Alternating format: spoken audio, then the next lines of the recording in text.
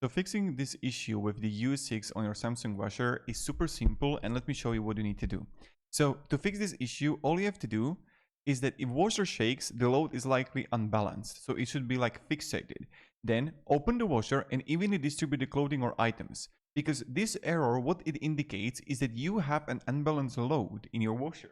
So first, for bulky items like blankets or pillows, if you have it in washer, add additional clothing to balance the drum.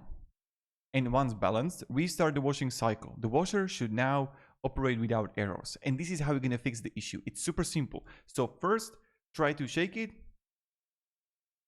Then open the washer and distribute all the clothing and items. So it's going to be evenly in the washer, like here. So it's not going to be like only on this part, but it's going to be evenly everywhere.